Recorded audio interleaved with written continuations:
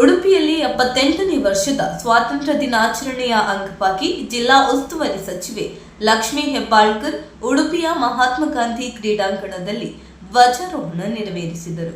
ಧ್ವಜಾರೋಹಣದ ಬಳಿಕ ವಿವಿಧ ತಂಡಗಳಿಂದ ಆಕರ್ಷಕ ಪಥಸಂಚಲನವೂ ನಡೆಯಿತು.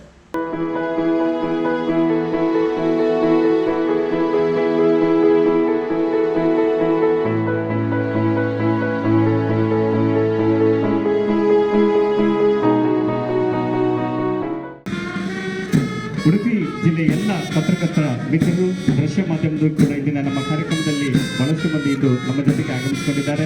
ಅವರೆಲ್ಲರೂ ಕೂಡ ಇಂದಿನ ಹರ್ಕತ್ ಸಿರಿಂಗ್ನಲ್ಲಿ ಬಂದಂಥ ಎಲ್ಲ ವಿದ್ಯಾರ್ಥಿಗಳು ತಮ್ಮ ಫ್ಲಾಗ್ ಅನ್ನು ಹಿಡ್ಕೊಂಡು ನಿಲ್ಲಬೇಕಾಗಿ ತಮ್ಮಲ್ಲಿ ವಿನಂತಿಸ್ತಾ ಇದ್ದೇವೆ. ಕ್ರೀಡಾಂಗಣದ ಹಾಯ್ ಅಮ್ಮ. ಹಾಯ್. ಇವತ್ತು ನನ್ನ ಫ್ರೆಂಡ್ ಒಬ್ಳು ಅವ್ರ ಅಮ್ಮಂಗೆ ಸರ್ಪ್ರೈಸ್ ಗಿಫ್ಟ್ ಕೊಟ್ಲು ಗೊತ್ತಾ? ಬರ್ಡೇನಾ? Special day. ಏನ್ ಗಿಫ್ಟ್ ಕೊಟ್ಲು? ನನ್ನಮ್ಮ ಬೆಸ್ಟ್ ಆರ್ಕಿಟೆಕ್ಟ್ ಅವಾರ್ಡ್ ತಗೋತಿರೋ ದಿನ ನನ್ನ ಕಡೆಯಿಂದ ಪ್ರೀತಿಯ ಗಿಫ್ಟ್.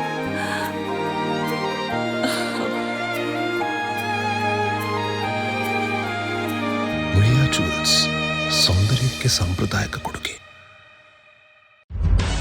ನಿಖರ ಸುದ್ದಿ, ಸದಭಿರುಚಿಯ ಕಾರ್ಯಕ್ರಮ. ನೀವು ನೋಡ್ತಾ ಇದ್ದೀರಾ ಕಹಳೆ ನ್ಯೂಸ್, ಸಮಾಜದ ಜಾಗೃತಿಗಾಗಿ ವಸ್ತುನಿಷ್ಠ ವರದಿ.